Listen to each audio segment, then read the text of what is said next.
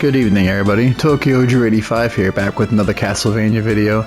This time we're going to be looking at Castlevania Dawn of Sorrow, and we're going to look at my top 10 favorite weapons in Castlevania Dawn of Sorrow. Now, the first weapon we're going to take a look at is the nunchucks. Now, the nunchucks you can only acquire in boss rush mode once you beat the game, after you meet a specific time requirement for beating the bosses. How this game differs from Symphony of the Night, unfortunately you can only have one weapon, one armor, and one accessory equipped. So you do get I believe it's the double soul that lets you have two sets of equipment at the same time, or sorry, the doppelganger soul, which has you two sets of equipment at the same time. Just to give you guys a little background, this game is a little different with how it handles weapons. A lot of the base weapons you find in the castle, but when you want more powerful weapons, you have to fuse them with souls. And to do that, you have to go to the castle entrance with Yogo, and she will fuse all of your weapons. Well, she'll fuse the souls into your weapons, and that's how you get the better weapons in the game. The weapon in the number 10 spot is the nunchucks. Again, the nunchucks you can only get in boss rush mode. It's a weapon that hits multiple times as long as you press the button. Now, this game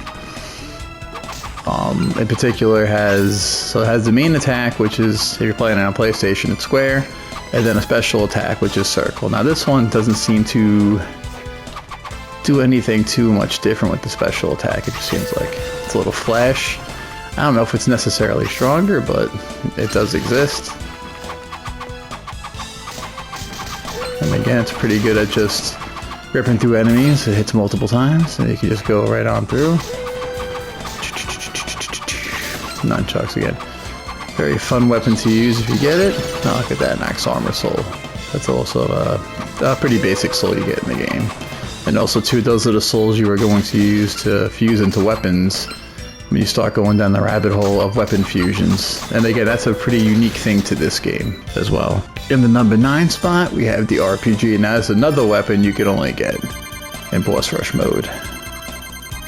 Again, for meeting a specific time requirement. And again, it's just got a lot of, so it's just really cool to have. It's a little slow, it's a little on the slow side, but it has pretty decent attack. It doesn't have a special, I notice, but it just fires forward with a rocket launcher, and it's just pretty cool to have. It's awesome seeing him hold it forward as he's shooting and taking down enemies with it.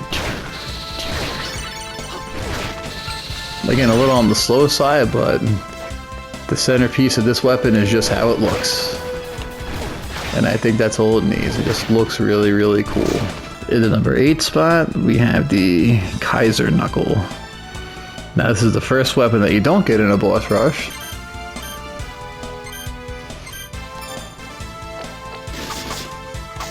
So the Kaiser Knuckle, again, so all the weapons in this game you create again through soul fusions with Yoko at the entrance. So essentially, this is they're in levels, and essentially this is the final fusion of the knuckle weapons. So again, it hits multiple times. It looks like it has a shadow of many punches going on at the same time. Again, it's one of those weapons that looks really cool, and it has a special of having an uppercut. I mean, again, not super useful. I mean, you gotta get really close to the enemies to use it, but again, it's just one of those weapons that looks really cool. And again, I just like the action of seeing the multiple fists at the same time. It's very anime-ish, and it is a cool weapon to have. Again, it hits multiple times. It's not the strongest weapon, but it works. In the number 7 spot, we have the Muramasa. So the Muramasa, again, as I was talking about the weapon trees before, this is the top katana you can make. It's kind of like the ultimate weapon. So as you notice, the blade has a little wave that comes off of it. It gives it a nice effect. Again, it's the strongest katana, and then it's special. It has it looks like it hits twice if you use the special. So yeah, again, strongest katana in the game, and I also like the animation too of him using it and then putting it back in the hilt when he's done. Shoot, shoot, shoot, shoot. And by the way, I'm in the castle entrance is where I'm fighting all these enemies, although you could probably see that on the map anyway. The number 6 spot, we have the Death Scythe. Now, so what I did in this game was, I did create every version of every weapon, so I have every weapon in the game. And those of you who played the game understand that when you do that, you have to beat the game at least twice because some weapons require boss souls to create. So to have all the weapons and all the souls, you have to beat the game at least 2 times. So I got every tier of every weapon in every category. So Death Scythe, that's a tongue twister right there, is again, it actually falls in the kind of the Great Axe category, or the Axe category in the game. Now it's not the top axe, but it is close to the top. It has a very strong attack, really cool looking sprite, and the special looks like it gives this little skull of death. Well, not little, it's actually a pretty decent sky skull. And it does a lot of damage too. It's a very powerful weapon. And again, like most axes and great swords, a little on the slow side, but again, having that little extra. And again, to create this, you need Death Soul. So if you want this weapon and Death Soul for soul completion, you have to beat the game at least twice to have Death Soul and this weapon at the same time. It is very much worth it though. Again, it's a cool weapon. It's strong, it's powerful, and you get this cool little skull animation when you use it. Now, the long gaze is not the ultimate form of the spear, but it is actually the strongest spear. Because ironically, the ultimate one has a weaker attack, but it has a special ability. So the long gaze, again, it's a spear, so it's faster than the great swords and the axes, but slower than the short swords. It's got a pretty good attack, and it's special. You get a nice quick set of 3 slashes right there, and that happens automatically when you press the again, the special attack button once. On PlayStation, it's circle. It does that. You get 3 attacks in pretty quick succession.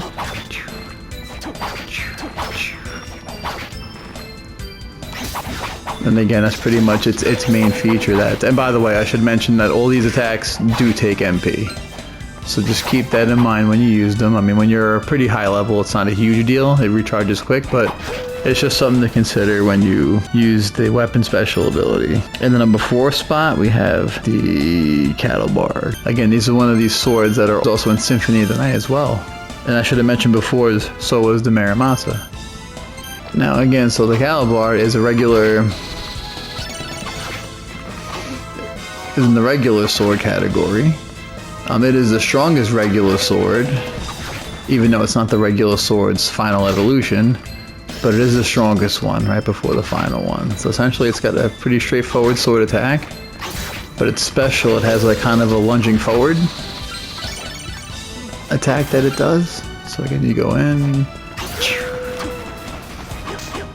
And the range on it's pretty good. It's got a really nice cutting animation. Although a lot of the animations in this game are very well done. I don't see a lot of videos about this game. I feel like it's very underappreciated. It gets kind of overshadowed by Symphony of the Night. But again, this game in its own right is a very good game. Kind of went on a tangent there. But again, this is a Cattle Bar. Again, in Symphony of the Night, it's in Symphony of the Night as well. It has a different look, but same name. It's still a demonic sword in Symphony of the Night as well. Oh, by the way, I'm poisoned. By the way, that's why my stats are in the crapper. But as long as your condition's high, it'll say it's already wore off. Another stat to keep an eye on when you play the game. Now, in the number 3 spot, you have the Gungur Spear. Now, this is the ultimate spear, or I should say the final evolution spear now. Even though it's got a weaker attack than the one before it, has a special ability. So, it has an electric property to it. So it deals additional elemental damage. And then on top of that, it has a special attack of firing a laser.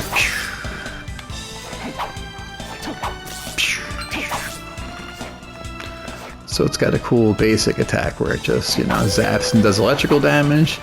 It then has the ability to do the special of firing the laser beam. Again, all the weapons look cool in this game. Very cool weapon, very cool spray and animations for it. I wish they had the Alucard spear, but, you know, I guess you beggars can't be choosers here. But again, great weapon. In number 2 spot, we have the Valmanway. So this is going to be the closest thing you get to the Chrysogrim in really any of these games. Now this is the ultimate, this is the final fusion of the short weapon tree. So this is the Valmanway. It doesn't have any special attack, but it just, much like the Chrysogrim, it hits multiple times. You just walk forward,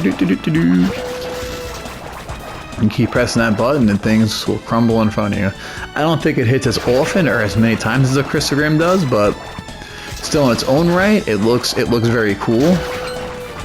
I mean, I don't like its animation as much as the Chrysogrim, but hey, I mean, hell, this is the closest you're gonna get to the Chrysogrim in really any of these, even the DS and GBA Castlevanias. This is the one that probably comes the closest to it. Very cool weapon, hits multiple times, and again, you can just keep walking, and enemies will start to disappear in front of you. Again, it's a fantastic weapon, except in Aria of Sorrow, and you find it. This game, you have to kind of create it. It is essentially the final version of the Great Sword weapon tree, and it is the Claimh Solais. I have no idea if I'm saying that right. So, again, this is also an Aria of Sorrow. I feel like it's the best one. I feel like it's a little nerfed in this game. It's a little slower and not as strong, but still, it's pretty damn good. It hits pretty hard and has a special attack. It's like it gets a giant arm to swing it and increases the range pretty dramatically. And as you can see, again, it does the same thing. It deals heavy damage. It also has, you know, look at the stats. It has the additional, you know, strong against dark, because it's technically a holy weapon.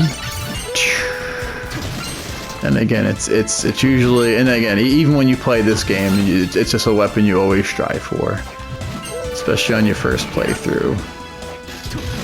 I mean, again, they nerfed it a little bit in this game, but as opposed to an Aria of Sorrow, but this is still a pretty damn good weapon in general.